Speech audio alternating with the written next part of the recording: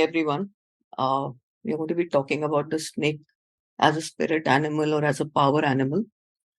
And excuse my throat, I've got a bad throat.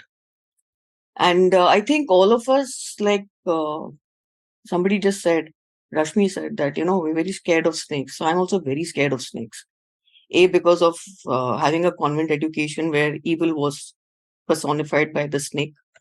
And then the Hindi movies did a lot of favor to us by denoting all the negativity that it could show. Then when I took up, it was such an extent that I could not even watch it on a screen. I used to get the jitters. And then I did this workshop with Geetu on shamanism. And the first thing we did was open the sacred space by inviting the power animal of the south, which was the serpent. And it said, to the winds of the south, great serpent, wrap your coils of light around us, teach us to shed the past, the way you shed your skin, to walk softly on the earth, teach us the beauty way. So this I understood because in my life, I think at that point of time, shedding was very, very important and it completely resonated with me. And I think that is the reason why I am talking on the snake today. So what does the snake spirit animal stand for? It stands for ancient wisdom and creative power. It symbolizes death and rebirth. It talks about going beyond boundaries and limitations. It encourages you to be more aware of your innermost thoughts and feelings and what lies beneath our conscious being. So we always work in our conscious mind. We are not able to tap into our subconscious being as such. But the serpent, the spirit of the snake animal, it helps us to tap into that unconscious, subconscious that we have. So it brings about a lot of self-awareness. So it also talks about the energy of the earth because the snake is an animal, is a creature which slithers on the earth and has a very direct contact with the earth. And it also represents for us humans, it symbolizes being humble and being grounded. So uh, we all must have heard of Kundalini. We all know that in our texts we talk about Kundalini. And Kundalini is basically, it's also a form of feminine energy, and it's supposed to be situated at the base of our spine. So when we do a lot of meditation, yoga, asanas, and other spiritual practices with a very concerted effort, we can awaken this energy within us. So it's like a coiled snake, which when it opens up, it travels through all our chakras and it emerges at the crown, at the sasra. So that means that is a time when we can experience that, enlightenment and that bliss. So the snake, because the serpent, it denotes that Kundalini energy also. As I said earlier, snakes are, as far as I know, they are the only creatures who shed their skin. And that is equivalent to we shedding our past. And the new skin is already being made underneath. So our awareness, our thoughts are all there. We just need to be more aware of it. So this shedding is a symbol of transformation, of renewal and reboot. So the spirit animal, the snake, as a spirit animal, the snake gives us the vision and energy to transform our lives in a new way. It prepares us for growth and transition by helping us to shed our old thoughts, beliefs, fears, doubts, and adapt to the new powerful beliefs, habits, and build our own confidence. So Stephen Farmer, he's a shaman, a very renowned shaman, and he has written this book, a book on animal guide spirits, where he talks about all the animals. So for the snake, he writes, and I'm just actually, it's a what do I say? Reconfirming what I just said earlier. It's like he says you're about to go through some significant personal changes so intense and dramatic that an old self will metamorphically die and a new self emerges. Says it can also be that we feel a surge of energy that will sharpen our senses, alert our mental faculties, and open up new channels of awareness. He says it is also about resolving maybe a long-standing issue which we have spent a lot of time on, but because we have not been looking at it the correct way, now when we start looking at it in a new light, we are able to resolve it. So a spirit animal can guide us, and a snake spirit animal can guide us in such ways. The snakes also uh, its energy also helps us to bring flexibility in our life, in the way we think, the way we communicate, the way we organize ourselves, and also danger. Snakes detect danger because of the sensory cells, the receptor sensory cells that they have. They feel the vibrations on the earth, and that is how they become alert. So for us also, it's very important to be very aware. Become our all our sensory organs should become sharper, and we must learn to trust our intuitions better, so that we can protect ourselves and face the challenging situations. In the Indian aspect, so because this is also what is accepted in the West, Kundalini we know is a completely Indian aspect of the spirit of the snake animal. So in Hinduism, the snake is not an evil creature, but a divinity representing eternity, fertility, and regeneration. There are a lot of references we find to Hindu deities, and in our Hindu folklore and our literature. For example, Vasuki was the king of snakes who played an important role in the churning of the oceans. Then Sheshnag, on which Vishnu is sitting, it signifies infinity and immortality. And the snake wrapped around Shivji's neck represents fearlessness and power. So, along with that, I was going through a site, hindουwebsite.com, and it was also talking about Anansesh or infinity. That is the snake on which Vishnuji is sitting on, and which is termed as the primal Prakriti. And Lakshmiji, who's sitting at the feet of Vishnu, is the activated Prakriti. And the water or the oceans upon which this entire scenario is floating on is the unmanifested Brahman. So this is like the Indian uh, aspect of understanding it. We also, in a way, we connect it to desire or calm. So in a spiritual sense, the snakes represent desires. So just when we are bitten by snakes and we become vulnerable to suffering and maybe to death also. So when we are bitten by desires, we suffer from the cycle of birth and death. So it was talking about like how Vishnuji has held that poison in his throat, not letting it go to the body, right? So that in that way we need to understand that we don't need to let these desires or these uncontrolled desires go to our head or make us so vulnerable to sufferings and the poisons in our life. It is also like if you look at Ganeshji, he has a snake wrapped around his abdomen. So it signifies purity of body, the knowledge of the Vedas, then his perfection in speech and self control. And a lot of deities in our culture have snakes as ornaments or in shapes of ornaments. So it also talks about how a poisonous speech snake in our Hindu understanding is also the snake also represents in a way the poisonous speech, and that's why like that's another reason why like Shivji maybe held it in its throat, so we can hurt people with our words. So we need to be very very careful that when we talk, we don't say anything that will hurt the other person. And a snake is supposedly supposed to have a forked tongue, so that that also denotes like double talk or deceptive speech. So these are, these are symbols. These are not exactly that the snake is going to be this only or that only.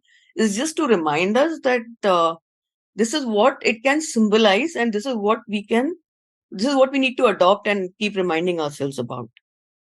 So, so there is nothing called negative. I don't, when I was doing this study, I realized that there is nothing called negative as such in the snake. What we have always been looking at, we have fear, threat. The minute we spot a snake, even if it's a non-poisonous or just an ordinary grass snake or something, we feel कि नहीं अभी तो गए. But that is not true. And in fact, whenever there is a snake around, it's always important for us to understand whichever form. Maybe it's a picture, maybe it's something you're watching on a screen, or maybe it's just something that passed you by. But it is important to understand that it is helping us to realize that there is either it could be something that we need to shed. We need to, like when I just finished that workshop on shamanism in March, I went to Kerala for an Ayurvedic retreat, and we were walking down in a field nearby, and there was a snake coiled up. So my husband was very keen to go and look at it, but I walked ahead because I couldn't bring myself to, watch a live snake. But I could see a part of it. I got a glimpse of it. And then I immediately checked and I called up Geetu and I said, SSI. So she said, this is just signifying that you are actually shedding, because I was going through my own processes at that point of time. And there were a lot of things that were happening in my life, which I was dealing with. And it helped me to understand that this is what it is kind of reaffirming to me that, yes, what I am doing is like on the right path. So, if you look at this what we call a negative trait of a snake, so it's not a trait. It's like a snake has poor vision, but then it has very strong those sensory cells which helps it to understand and be aware of any danger. So similarly, if we are not able to see the picture correctly, we need to sharpen our other sensory organs, rely on that intuition, rely on those sensory organs, and believe in our own intuition, because we normally tend to overlook it. So that is the time which we need to really rely. Maybe if you're not able to see the picture correctly, touch, feel, smell, or whatever, we need to understand through that. Then it can also signify uncontrolled emotions. So because that poisonous tongue that we are talking about is like, when you're not in control, that is the time when you will just spill out poison through your throat, through your mouth. So take care of that. Snakes are one of the most misunderstood creatures, I feel. क्योंकि ऐसा होता है, like you look at a snake, you immediately feel कि इसको मार दो. Even if it's not a threat to us, we feel that, we are so scared and we're so fearful that we just immediately want to attack it. But similarly, we need to be aware that it may be just protecting itself.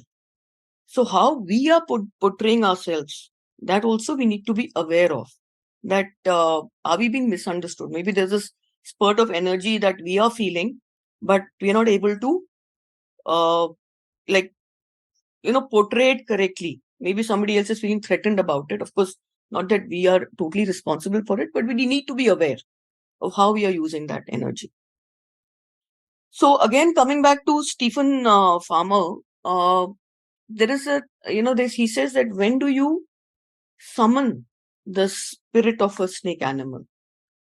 So he says that there could be various reasons, various occasions or times in our lives when we can summon the spirit of the snake animal. So he says when we are going through a major life or developmental transition where we need to shed a lot of attachment, especially to our old identity, and we must summon the spirit of the snake. If we are moving from in an unknown territory of passage through darkness and are feeling afraid that maybe we will not get through this, or we are very anxious about it, that is the time to summon. if we feel the need for any healing, physical or mental. Yeah, coming to physical and mental healing part, the snake in all, especially the Greek and the Asian mythology, has always been associated with healing powers. Like if you look at in the Greek mythology and those the Hermes stick where there are two snakes intertwined, that is also talking about healing. And the medical doctors also have that. I don't know what you call it exactly, but there's this stick and there are snakes wrapped around it, which is again denoting the healing power of the snake. So he says when we need help in releasing any and all self-destructive or self-defeating tendencies or habits, and when we want to increase our energy and vitality, that is the time when we can summon the snake as the spirit guide. And there's this very beautiful way that Elena Harris has, shown how you can invite the spirit of, uh, how you can connect with the snake spirit animal. So she talks about, if I can just very briefly go through it, she says, imagine you're standing in the middle of a lush green forest. The feet should be firmly planted on the ground and feel the sun, the warmth of the sun all around us. Find a strong tree because the sacred tree is very important in shamanism, and feel ourselves connect with this ancient tree. So this is all the process, the journey that we learn when we learn shamanism. And then look up to the sky, and then maybe you can, catch a glimpse of a snake there. So he says, welcome the snake spirit animal, for it comes bearing important messages of transformation and awareness of what lies in the shadows. Listen to what the snake has to say and find courage within its silent wisdom. As you observe this part of yourself, let its teachings guide you towards the new beginnings and a greater understanding of your inner power. So she says, when you look at the snake, and this is like, not exactly that the snake is there or it's physically there, but this is how we imagine it to be and how we connect ourselves to it. So he says, when you feel the graceful movement, that is the time you feel connected to its energy. And we allow this awareness to travel through each scale one by one and noticing our transformation, and also, guiding that energy to areas where we feel blocked. So it is about, this is the way we can connect to the spirit of the snake animal. So there is also another aspect of snakes, and that is dreams. So a lot of us have dreamt of snakes, I'm sure. As a child, whenever I dreamt of snakes, I used to get up in the night and switch on the lights and then look under my bed and all if there was a snake there, because I used to be so scared. And normally we had a very negative connotation, negative association of snakes with dreams. But when I read this, it said that, when you see a snake, maybe in your dream, it can also be a warning about our personal struggles and areas we need to pay attention to. So he says it could put things or events that may be escaping our field of awareness. Like if suppose we feel that we are being attacked by a snake, it could mean that we have to be careful about important matters that we've been ignoring for so far. And if we dream that it's chasing us, so it could also represent a challenging situation or relationship that we have been avoiding, that has been pushing us around. And so in a way, whenever we see a snake, and they say, like, like in some places they say that if you see a snake with its hood up, it could also mean that you're going to get some wealth or something of that sort. So it is important to check that what in our life is poisonous if you see a snake in our dreams, and to look at matters which are important and not, just push them under the carpet, because then they'll just sneak up and then create problems for us. So in closing, I'll just say that Stephen Farmer has described when the snake becomes our power animal. So what happens to us? This is like spirit, and I think Geetu explained in the last session the difference between a power animal and a spirit guide. So he says that you could be a healer focusing primarily on plants, animals, humans, or the earth. When it is a power animal, you would have gone through a series of initiations, which could include death and rebirth experiences, through which we gain compassion, wisdom, and a powerful capacity for healing. It helps us to become very sensitive and helps us to perceive subtle energies which are emanating from others, and helps us to trust our gut feelings. And lastly, he says that, initially when you meet people for the first time, you could be very cold and withdrawn, but then slowly you warm up and you become friendly. So, this is the power that the snake as a power animal gives us. So, I just wanted to share this, and that's it. So, if anybody wants to add, please feel free.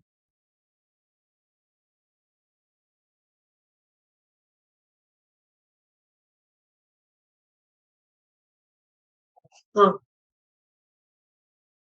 this has been a wonderful edition of the snake, the serpent.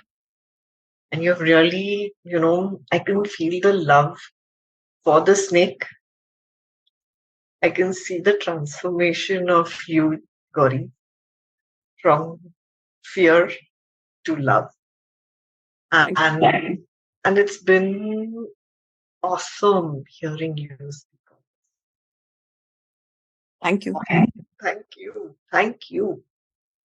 And yes, so we will open the chat box for questions. And here it is. So Neeta wants to know, what does the entwined snake signify? We have our divine feminine and we have our divine masculine. And the snake is the center, the balance part. In shamanism, there is only one illness. In modern medicine, there are millions of medicines. There's millions of illnesses and millions of medicines for that. In shamanism, because there is only one illness, and that is the imbalance. Nothing else. Imbalance of your chakras, imbalance of your elements, the imbalance of your divine feminine and masculine. So let's understand, what does this signify in the shamanic way. I don't know what it signifies in the medicine way, but in the modern medicine way. So the two sides, both of them work separately, work together, work separately, work together. And we have our times when one is more powerful than the other. And it could be sometimes the divine feminine is more powerful, sometimes the divine masculine is more powerful.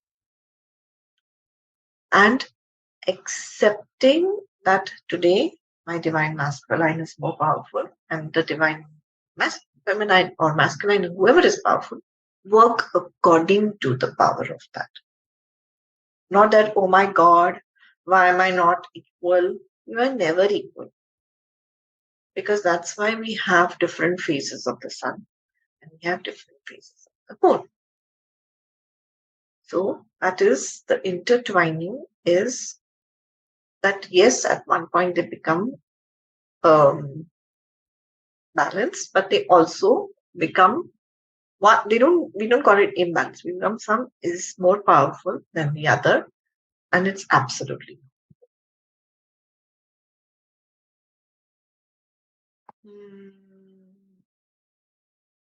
Charu has said, superb, she's speechless, brilliant.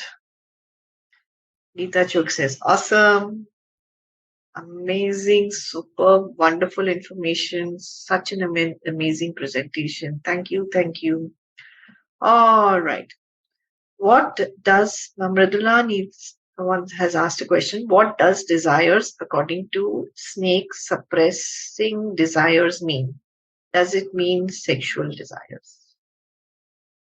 Not just sexual desires. Every desire. Yes, the snake is all about sexuality also, but it means every desire. And our sexual chakra, which is the sacral chakra, is not just about sexuality, it's all about creativity.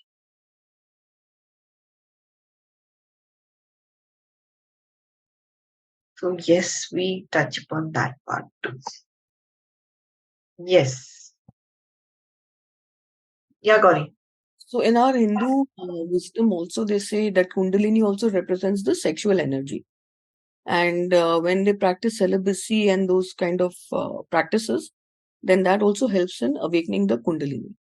So it is a form of it. So also this the snakes also represent the feminine. You know, in some cases, it's not only like a male masculine energy kind of a thing. It represents the feminine. So that they talk in, I think in shamanism, Alberto Villoldo was talking about this, that it the Garden of Eden, the snake that lured Eve was not about the forbidden fruit. It was about knowledge. That was a knowledge that was offered to Eve, and the knowledge that she accepted, which was breaking the patriarchal system, Mm. which is why they were like chucked out of Garden of Eden. So that is the the explanation that is given. That is not about being masculine or anything. It's about if you are if you have if you it's earth. The snake is closely related with the earth, and it's about treating earth with that respect, which is Mother Earth. So in every aspect, Mother Earth is a feminine energy.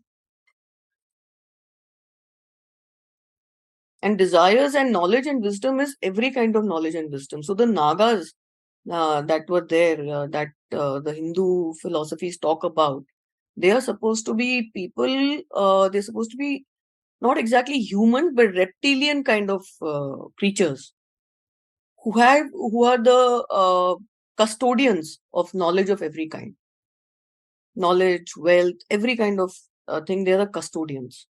So they say that you need to do a lot of practice and a lot of purification of self and really evolve to that level to be even encounter maybe a naga in a lifetime.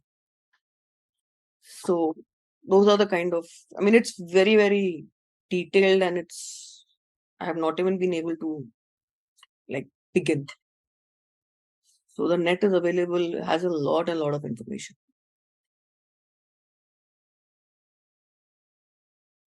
Yeah, snakes are associated with wealth also. True.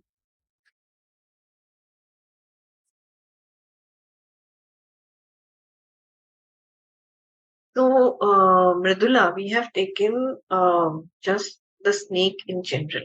And as Gauri says, this is only touching the surface. This is not about taking the python or boa constrictor or any animal. These are the general powers of all snakes. Yes, you can read about the python too. Those would be more specific. This book that I was referring to by Michael Farmer, Animal Spirit Guides, he has classified pythons, rattlesnakes, uh, and cobras separately. And plus, he's also spoken about snakes in general as a animal spirit guide.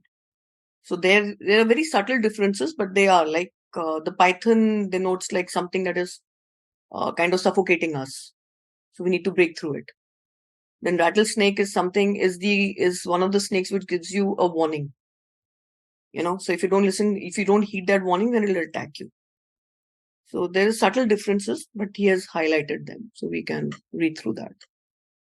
In Thank the you. folk tongue, Folk tongue, what they said was that it's like I don't know. I've never seen a snake with a tongue, so I can't say. But it said that it denotes, it symbolizes like double talk, deceptive talk. It symbolizes that. So we need to be wary of what we say. Be our true self, I guess.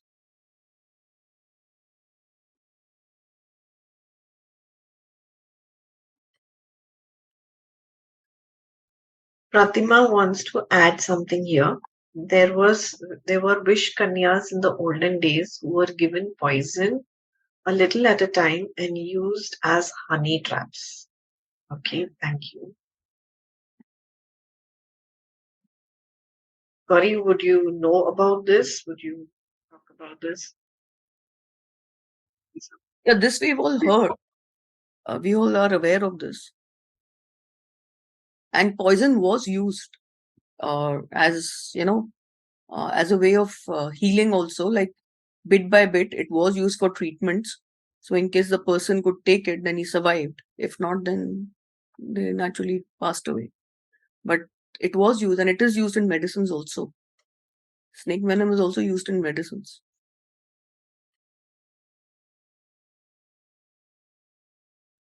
Mridula has something to say. Can we ask or you have to only type it? Can we ask the question or should we only type? Ask. Okay. So I wanted to ask you about Freud. Freud, a psychologist, has a whole series on snake. So he talks about sexuality and snake. So anything about that, about Freud's interpretation of I don't snake know. and sexuality? So I have no idea. Mridula, we are touching upon the shaman's aspect on the snakes, not on the only psychological aspects of this. Okay. So that's why when she said desires, I said, okay, what desires it is? That's why I asked. Okay, that's all. Thank you.